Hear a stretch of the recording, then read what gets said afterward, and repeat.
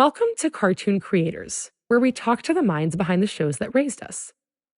I'm your host, Tamar Lilienthal, and today we're talking to Mariana Diaz-Wionczek. Mariana began her kids' media career as a researcher on Dora the Explorer. She then expanded her roles into education, curriculum development, production, and currently she is one of the executive producers of Rosie's Rules, the PBS Kids series.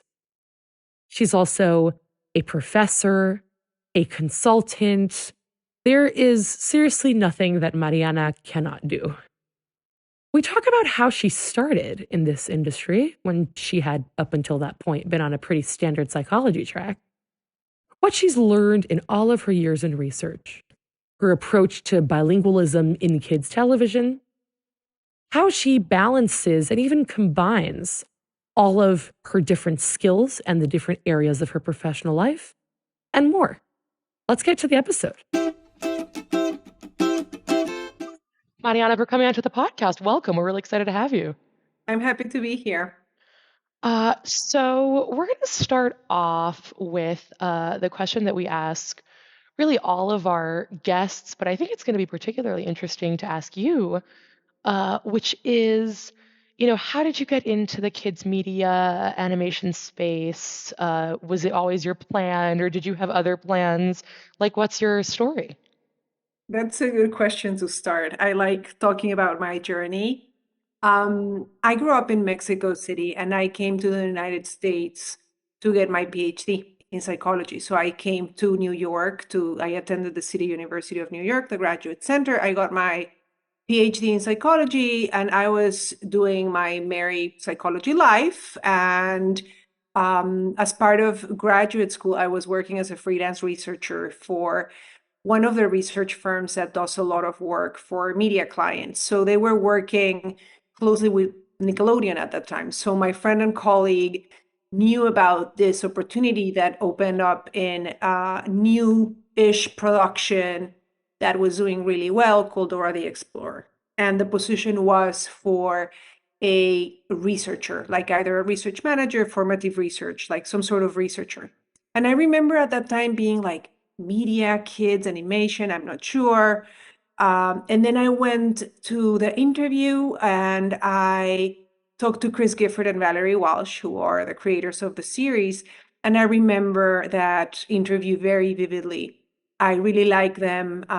It was a snowy day. Sorry that I'm going into this, but it's No. I love this story because I got off the train in Times Square to go to 1515 Broadway. And as I was exiting into the street level, it was February, like late January, and there was this sheet of ice that slid off of a building and it crashed right in front of me, and it bothered me a little because I was coming to this interview. And I came in the room and I told Val and Chris this story, and I remember that Chris said, "Oh, that's a cool icebreaker." And it was like, ha ha ha. I love that. So anyway, we talked about the position, and an important component of the role was reading the storybooks that we used to use for testing to the preschoolers in the research session. So I remember really doubting that I was going to get the role because it involved reading, and English is my second language. So I was like, no, they're probably not going to be interested for that reason. But to my surprise, I got the job. And I joined the Dora the Explorer production in 2004 in that capacity. And that was the real pivot because I was doing cognitive psychology and health psychology before, and all of a sudden I was working with little kids on the field, applying psychology in this other very, very creative way. And then so that was my entry point. So to respond to your question, no, I wasn't planning this when I got my doctorate at all.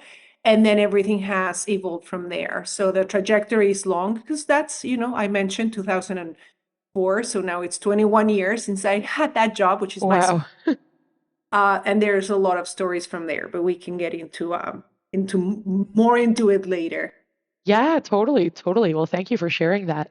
Yeah, that's really interesting. I mean, I know a little bit about all the things that you've done and kind of that entryway being research. I mean, we had Angela Santamero on the podcast, who I think in some ways started out her career in research as well. And I think that that's really, really interesting.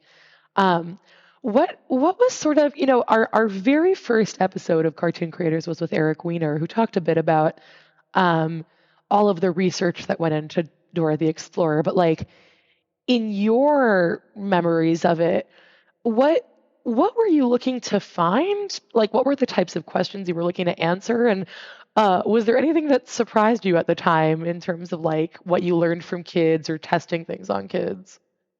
Yes, well, if you talk to Angela, I think the model, let's call it the Nickelodeon model of formative testing, was first developed in Blue's Clues, right?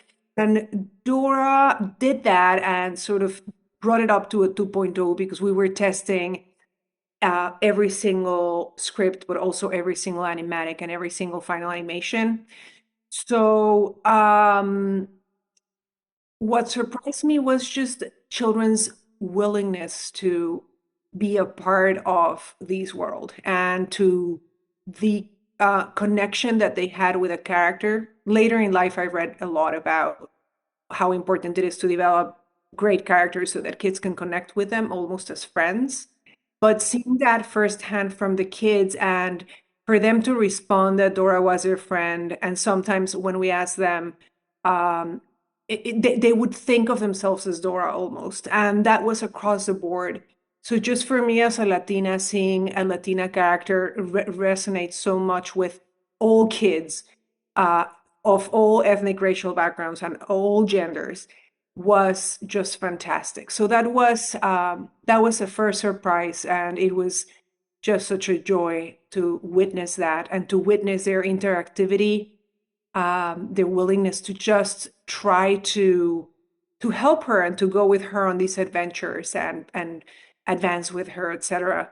So that was incredible. But in particular, when it comes to the interactivity, one thing that I saw grow over time as we were testing the episodes and the show was gaining more and more popularity was the kids' willingness to attempt to speak Spanish. So Mm. interestingly, we never claimed that we were teaching Spanish. Dora was bilingual, but and kids would, join in the Spanish requests, let's say. But it was incredible. Again, I'm talking about seasons 5, 6, 7, etc. When kids were just so brave in trying to say different things that not all of them knew how to say in another language. In this case, was Spanish. So that personally for me was always very moving and exciting that they would attempt to say two or more word phrases in Spanish, and then they would get the meaning out of the context. And that's what we were aiming for, not to force the language, not to make it sound very natural and smooth, the way that bilinguals speak at home, including at that time myself with my children. So that was particularly exciting too.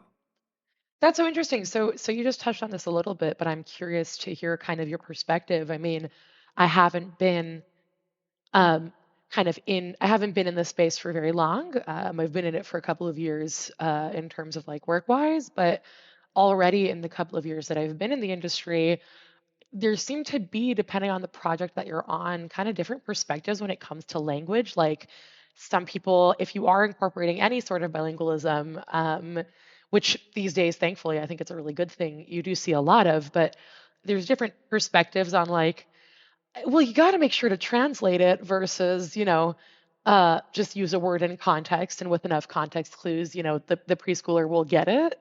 Where do you kind of land on that? I guess from a research perspective, from just your personal career of a very long time, where do you land on that question? And you're missing my personal life and lived experience as a bilingual mother of trilingual children. So I think that's also key in this conversation. So I'm actually curious to hear a little bit, and we can wait until after I give you my perspective, but I'm interested to see what have you been hearing around this. So I have a very clear perspective. So what I want to portray in characters who are bilingual, may they be Latino or not, but typically when I'm involved, it's a Latino character who speaks some degree of Spanish to fully bilingual, right? Yeah. So I really like to portray an experience that feels authentic to how real bilingual kids and families speak at home. Mhm. And one of the key things that I can say is that no one, not even people who are a little bit bilingual, I always say bilingualism means a lot of different things to different people, and I welcome all those definitions of bilingualism. And I'm a huge pusher for bilingualism. I think it's a superpower, and I could talk to you about that for an hour. Yeah. Question, I think that the closer we can mirror the real experience of bilingualism, actually bilingualism is not two separate codes. It's one code that has two different parts. So in reality, and that's called, recently I've been reading about this, or not that recently, but it's interlingualism. We just don't use that term because people don't know it. So I've stuck to bilingualism, but it's not a bilingual. It's a unilingual with two systems. So when you speak it as a bilingual, you're not in need of saying the same thing twice with your two codes. You just say things once. So in reality, everyone that I know who speaks two languages flows smoothly from one to the other.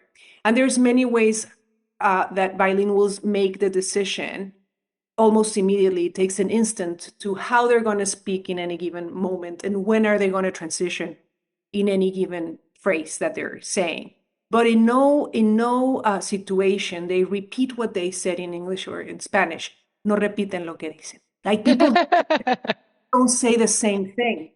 Right. And sometimes we even say it as a little bit as a joke. However, in the context of a TV show or audio content or whatnot, you do need to make sure that the people who are not bilingual are also getting it, but not to the expense of the real lived experience of bilingual people and characters in that case. So for me, it is a very like a delicate balance between being authentic in your representation of bilingualism and at the same time not excluding anyone. And the way to do that, you started talking about it, was by providing sufficient context, be it via visual cues if it's a video content, but there's other ways too. I think that through audio, you can still do so, even if you don't have sound design, even if it's just dialogue, which is typically not the case. Right. Right. But if right now I said, "Ah, Madre mia, what just happened outside?" Anyone would get the context of Madre mia, even if you don't know the literal translation, which would not make any sense, which Right. is, "Oh my mother, what just happened outside?" So if I just gave an example that just passed through my brain right now, and it was a pretty good one. You Yeah. would translate, it would make less sense than if you don't translate. Yeah. Yeah. No, for sure. So, particularly for kids' content, kids are, and I'm saying like really a very wide range, not only preschool, but up to like older years, 10 even, they're still acquiring language and they have Mm. expectation that there's words in their everyday life that they don't understand, that they're learning that word. Yeah. So they're less surprised than we are when somebody says something like "Uy, madre mia." If for them the infliction or the situation is just very, that context is just going to tell them what's going on, and there's no anxiety in not getting the literal sense or meaning of each individual word. And I sometimes say I've talked to thousands of kids on the field, and very seldomly I would hear a kid saying, "I don't know what that means. What is Mm. what are you saying?" Like very, very rarely, very like less than, I mean, 10% would be high, a very high number. Like really rarely I would hear a kid saying, like, what's that? Especially with disdain. It would Yeah. sometimes be, "What did you say?" But more like, I want to understand every single word and not like, why the heck is she speaking something that I don't understand? So that is, I think that comes later in life. Yeah. For kids, it's just part of the experience and they're getting overall the whole meaning. That's really interesting. Thank you. I was definitely curious for your thoughts on that. Um, to pivot a little bit, but this is also something that I wanted to ask you about. So you do, research at Nickelodeon for a long time. I mean, you've been involved with Nickelodeon for a long time, and I feel like when I have guests on that have had the gift of longevity at a company, that's always fun because the industry sort of fluctuates, obviously, and that's pretty awesome. But you've also, recently, I know that you were, I guess you'll correct me, um, an executive producer of the Dora reboot, an executive producer on Rosie's Rules, which is not a Nickelodeon show, a PBS Kids show. Where did that kind of maybe not turn, because I'm sure research still guides your work, but addition of producing or more of the creative side of things, like where did that come in? I am, in fact, executive producer on Rosie's Rules. So I think talking about the trajectory on that particular project is very illustrative, I think, of how this happened, particularly because I think people would agree that it's difficult to leap between the two worlds, particularly from research dash education to production. Uh, Historically, the research and education folks have been seen together because they're the ones who know human development and who test the product to make it suitable for the human developmental stage that kids are in. So they're typically bundled together, even though if we get really, really strict, it shouldn't be the same person developing a curriculum and testing it. And sometimes it's not. So the way that it happened for me, so in reality, when the Dora the Explorer series ended in 2014, it was, or 16, sorry, it was in 2016. So that makes my tenure at Nickelodeon, the full-time tenure of 12 years. Wow. After that, I left and then I started my own company. And ever since, so since 2016, so now we're going on 9 years, right? I've been doing consultancy on multiple projects. So, and getting involved in multiple projects. So what happened is that as part of my service offerings, I also was doing, and you can sort of parallel it with this interview. People were interested in sort of my cultural knowledge and my bilingual take on things, and the fact that I had already been involved with such a successful bilingual show. Mm. So I started getting a lot of work on cultural representations and language. And basically that took over my practice. I started mostly working on 2019, 2020. I took on a large project with Noggin on, it was a deep dive into diversity, equity, and inclusion. And this was just before Black Lives Matter. So by the time that this became front and center in everyone's minds and in the industry as a whole, I was already working with an excellent team at Noggin, looking into these trends and doing these analysis of content in terms of DEI and looking at the research on impact on identity development, self-esteem, and so on and so forth. So that also was an internal pivot of my career because I was a researcher and content person, and all of a sudden I was really, really focused on matters of DEI, and then it became quickly and clearly evident that DEI was a matter of not only on screen and what was happening on screen and representations on screen, but what was happening behind the scenes. And then around that time is when people in the community and the industry started talking about these issues, but I was already thinking about it from before. So that took over my practice for a few years in the boom of the DI, let's say, if that's even a thing. But I think you know what I mean. Yeah, So yeah. because of the importance of empowering and putting the, let's say, minorities, people of color in leadership positions, I was at that time just starting to work with Nine Story on the series Rosie's Rules.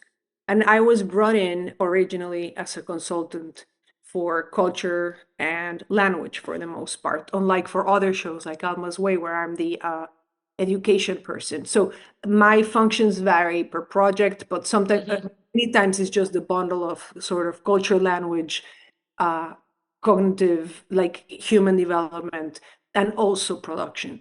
So Karen Fowler and the people that approached me as a consultant, they were also part of the conversation about DI. We were talking together about the relevance of these representation not only being on screen, which is what they hired me to do, but also behind the scenes. So we had that conversation, and I had already 12 plus years of experience producing in Dora, because I did have a producer credit Mm. towards the end. So taking all these different, let's say, strengths, abilities, or things into consideration, I joined the production in this different capacity as executive producer. And that basically was just putting actions behind intentions. A lot of people were talking about DI, but not everybody was, empowering these voices and putting them in positions of leadership. So that's what happened in the case of Rosie's Rules. And it has been a total success story. And that's why I'm so moved and touched about the Emmy nomination, because it's a testament to to what can happen when you do the right thing, and when you not only think about doing the right thing, but you actually go ahead and do it. Yeah. Well, Rosie's Rules has my parts of my soul in it, like it really, there's a lot of my lived experience and the lived experience of the many, many Latino and Mexican American writers and producers of all sorts, animators, etc., that we have in the mix. And it shows. And so for me, it's very moving to watch the show, because first of all, it's really funny. The curriculum is great. Yeah. All that is true, but the cultural aspect comes from many people's hearts, including mine. So pouring that heart into something, being acknowledged by the production, by the higher ups, by the executives, being appreciated by the network that shows it, which is PBS Kids, and I adore them now. I work mostly on PBS projects now. All that, and then now these big sort of honor or recognition of by the whole community is just very, very phenomenal. It's like a true success story. So I'm just very, very happy with that. That's beautiful. I love that. I love that, and I love the show too. And I love in general that PBS Kids has really invested in just Latino representation in the past number of years with a lot of shows. That's been And just really a nice. lot of people that were put it up front. Yeah. Like Sal is now the executive producer of Sesame Workshop. Like Adriano Schmidt. Yeah. I'm involved in many projects, Sonia Manzano, like you name it. So yes, to your point, there's a lot of conversation about it, but then these folks and the studios that produce for them make it a reality. That's awesome. That's awesome. So, I mean, my next question then would be, what I think you've had such a long and successful career. It spanned research and curriculum development and production and all of the above. Um, what do you still want to do, if anything that comes to mind that you still want to do? And also, you've seen a lot. So, what do you still hope that the industry will do? What do you still want to see in a show out there that hasn't been done yet? I want people not to forget about DEI, because it took front and center stage really quickly, and in the same quick way it sort of vanished to the background. So I tell people, let's just keep pushing for that. Um, Particularly when it comes to who's creating that content, who's in leadership positions, who's in executive positions. Let's keep pushing for diversity there as a community. So that's something that I would like to just continue pushing for, and part of my mission personally. Um, I've also been involved with more with tech projects, not only media projects. So I'm currently working in developing a very fantastic toy or experience that involves generative AI that supports cognitive and language development. I cannot say much about it, but it's a fantastic, phenomenal team with experts in multiple fields, including cognitive science and AI. That in itself is just so exciting. I'm Yeah. on the content side of things, so just creating the narrative structures and the stories that the toy will that we will present through the toy to kids, to engage them in very new fresh, fascinating ways with the use or support of AI and new technologies is just very exciting. And it is with that project that I made it as a fellow into the Wellbeing by Design Fellowship by the John Gascuni Center, which was kicked off yesterday. So Oh, wow. meeting with these folks that are using technology for the well-being of kids and incorporating these frameworks from really early on, it was just very inspiring. We were 8 out of the 10 fellows were there yesterday, and just hearing all of what these folks are doing. Many of them are entrepreneurs, just trying to do the right thing and really help kids out. So that will never get old. There's a panel next week, and we just had the discussion prior to the panel with some folks about these thing that has happened in the industry because of the massive changes in the industry, that we have sort of lost sight of the kids in the core of what we do. Yeah. And I thought it was just me thinking, but it was a panel with wonderful people. And they, that was sort of the common point that we were all sharing. Like, research was the first thing to get compromised and cut off. And now we don't see much of that. And then the people the producers and we understand there were limitations with budgets and schedule constraints, and pipeline has to keep moving very fast, and because of the changes in the industry. So then the testing is the first thing to go, which is basically not having the kids in the process anymore.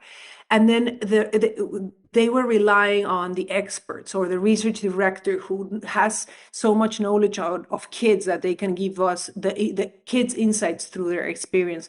Well, that's better than nothing, but even that is going now. So just, I would say, bringing the kids back into our thinking, into our passion, is very, very key. And put them again front and center and make it all about them is very, very important. So I'm excited to just be part of making that happen and keeping the rooms diverse. Yeah, yeah.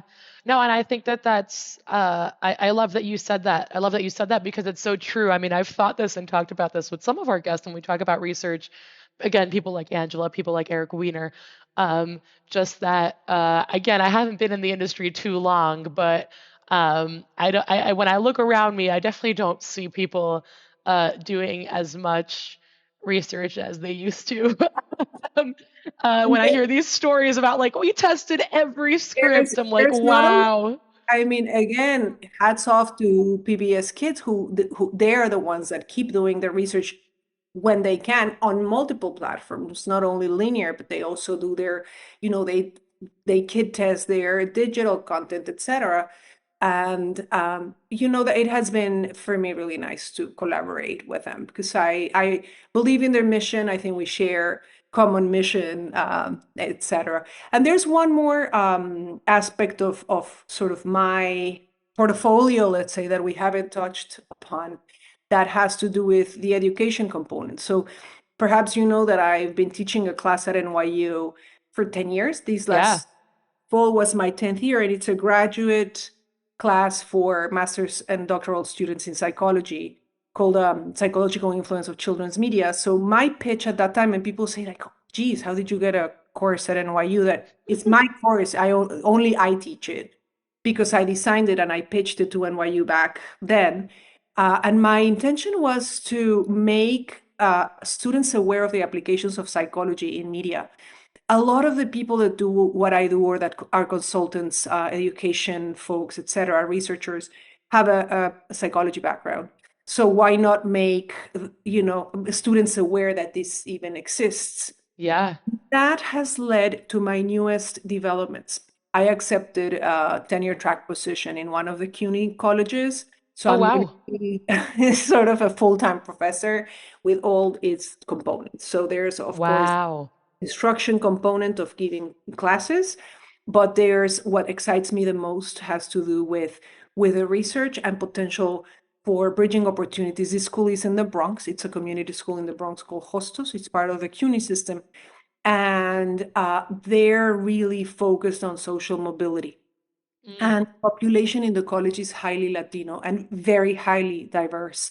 So for me to join Hostos fills me with pride because first of all, CUNY is my alma mater, and I'm a child or a professional of public education. So even from undergrad, I went to my public university in Mexico that my parents went to as well. And Wow. and I went to public school and I came to CUNY, that's a public school of New York. My son goes to one of the CUNY schools. So for me, CUNY is a source of pride, and it's just helps me stick to my mission of really having an impact. Like there's just a plethora of research topics that I can now formally investigate in these contexts. So that's very exciting.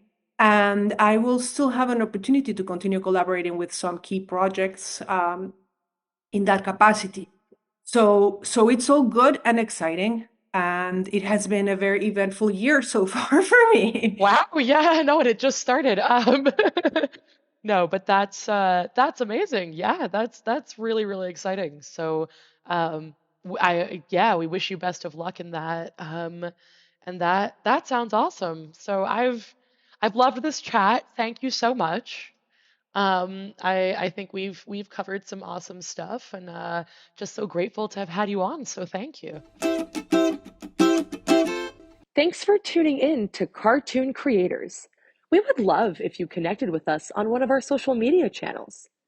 Have a comment, question, or an idea for a guest we should bring on to the pod? Email us at info@cartooncreators.com. Both words starting with a K, of course.